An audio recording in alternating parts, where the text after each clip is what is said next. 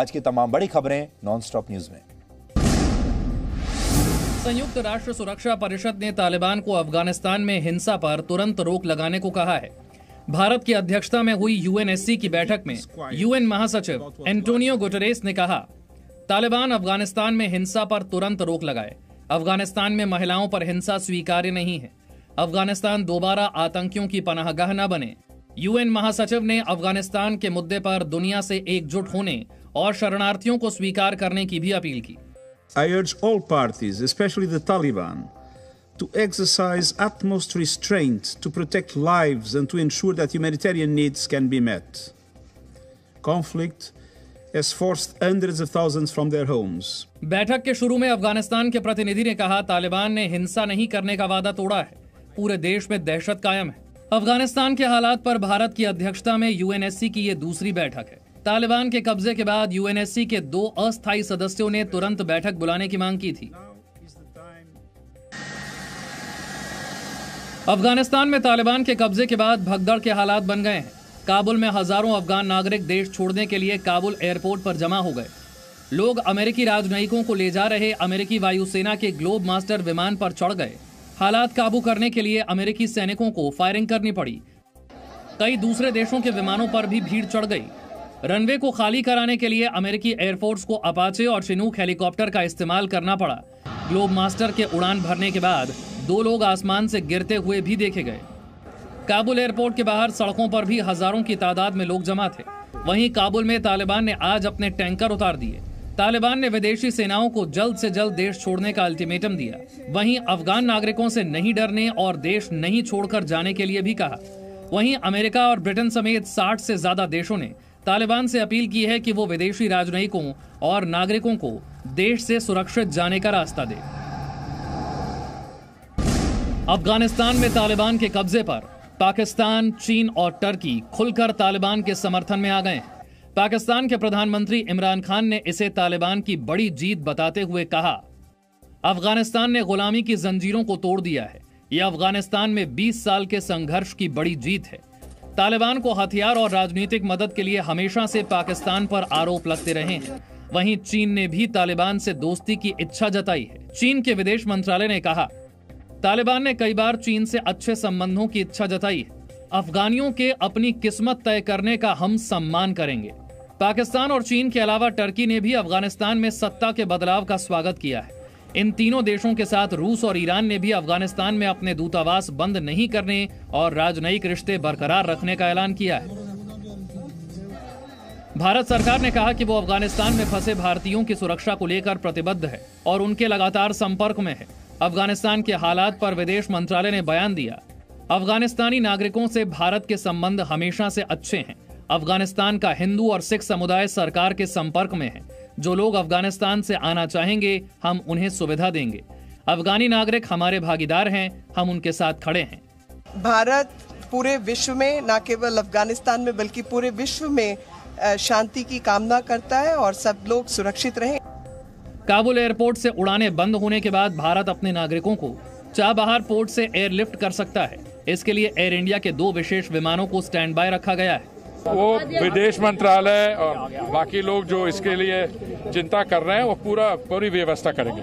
इस बीच शिकागो से दिल्ली की एयर इंडिया फ्लाइट ने आज सुरक्षा कारणों से अफगानिस्तान के एयर स्पेस में प्रवेश नहीं किया। विमान ने मज़ार शरीफ से यू टर्न लेते हुए तुर्कमेनिस्तान का रूट पकड़ा।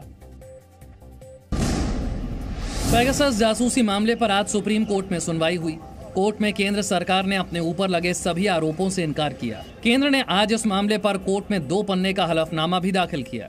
हलफनामे के मुताबिक सरकार विशेषज्ञों की एक कमेटी बनाएगी जो इस पेगासस विवाद की जांच करेगी। केंद्र ने कहा कि उसकी तरफ से कोई जासूसी या अवैध निगरानी नहीं की गई। सुप्रीम कोर्ट ने चयन समितियों की सिफारिशों के बावजूद ट्रिब्यूनल में नियुक्ति करने के लिए केंद्र सरकार को 10 दिनों का समय दिया है।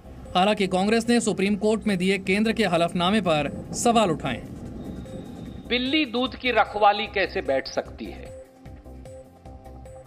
क्या आदरणीय उच्चतम न्यायालय को यह मालूम नहीं कि जासूसी करवाने वाले ही अब जांच करेंगे?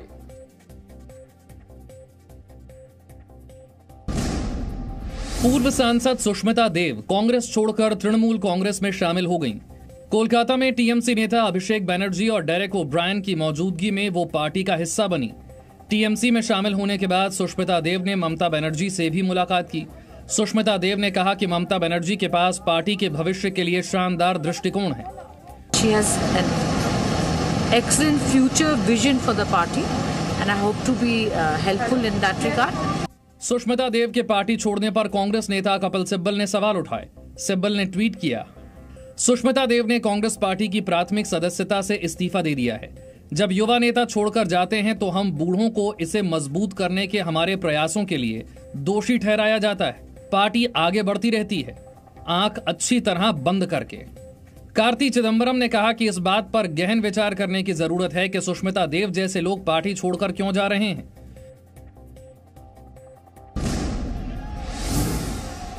केंद्र सरकार में शामिल नए केंद्रीय मंत्रियों ने आज दिल्ली से अपने संसदीय क्षेत्र तक जन आशीर्वाद यात्रा की शुरुआत की। इस यात्रा के जरिए मोदी सरकार के 39 मंत्री देश भर के अलग अलग लोकसभा क्षेत्रों का दौरा करेंगे। उत्तर प्रदेश से केंद्र सरकार में शामिल 7 मंत्रियों ने भी जन आशीर्वाद यात्रा शुरू की। ये मंत्री 36 लोकसभा और 120 विधानसभा क्षेत्रों में जन आशीर्वाद यात्रा के जरिए केंद्र सरकार की उपलब्धियों को जनता तक पहुंचाएंगे। बीजेपी की यात्रा के जवाब में समाजवादी पार्टी की सहयोगी महान दल और जनवादी सोशलिस्ट पार्टी ने आज से ही भाजपा हटाओ यात्रा की शुरुआत की। बीएसपी सुप्रीमो मायावती ने बीजेपी की जन आशीर्वाद यात्रा पर हमला किया। मायावती ने कहा कि यात्रा निकालने से बेहतर होता कि बाढ़ पीड़ितों की मदद करते। भारतीय जनता पार्टी बाढ़ की आड़ में भी घिनौनी राजनीति कर रही है। हवाई दौरा करने से बाढ़ पीड़ितों की समस्या हल होने वाली नहीं है, बल्कि इनको समय से इन्हें सरकारी राहत सामग्री भी पहुंचानी चाहिए। टोक्यो ओलंपिक में हिस्सा लेने वाले भारतीय खिलाड़ियों से प्रधानमंत्री मोदी ने आज मुलाकात की। ओलंपिक में हिस्सा लेने वाले सभी खिलाड़ियों को प्रधानमंत्री मोदी ने ब्रेकफास्ट पर आमंत्रित किया था। ब्रेकफास्ट के दौरान प्रधानमंत्री ने टोक्यो ओलंपिक को लेकर खिलाड़ियों से चर्चा की। जैवलिन थ्रो में गोल्ड हासिल करने वाले नीरज चोपड़ा ने अपना जैवलिन प्रधानमंत्री को भेंट किया। पुरुष और महिला हॉकी टीम ने प्रधानमंत्री को सभी खिलाड़ियों के हस्ताक्षर वाला एक हॉकी स्टिक भी उपहार में दिया। प्रधानमंत्री ने बैडमिंटन खिलाड़ी पीवी सिंधु के साथ आइसक्रीम भी खाई। प्रधानमंत्री मोदी ने पीवी सिंधु से वादा किया था कि ओलंपिक के बाद वो उन्हें आइसक्रीम खिलाएंगे। प्रधानमंत्री मोदी 20 अगस्त को सोमनाथ मंदिर की 83 करोड़ रुपए की 4 परियोजनाओं का वर्चुअली उद्घाटन और शिलान्यास करेंगे। प्रधानमंत्री मोदी श्री सोमनाथ ट्रस्ट के अध्यक्ष हैं, जो गिर सोमनाथ जिले के प्रभास पाटन शहर के प्रसिद्ध मंदिर के मामलों का प्रबंधन करता है। जिन 3 परियोजनाओं का उद्घाटन किया जाना है, उनमें मंदिर के पीछे समुद्र के किनारे 49 करोड़ रुपए की लागत से बना 1 किलोमीटर लंबा समुद्र दर्शन पैदल मार्ग, मंदिर के पास 75 लाख रुपए में बना प्राचीन कलाकृतियों का एक नया संग्रहालय और दोबारा बनाया गया पुराना सोमनाथ मंदिर शामिल है। मंदिर के ट्रस्टियों में शामिल गृह मंत्री अमित शाह भी वीडियो कॉन्फ्रेंसिंग के जरिए कार्यक्रम से जुड़ेंगे। Presenting B News app, available on Google Play and App Store. Download it now.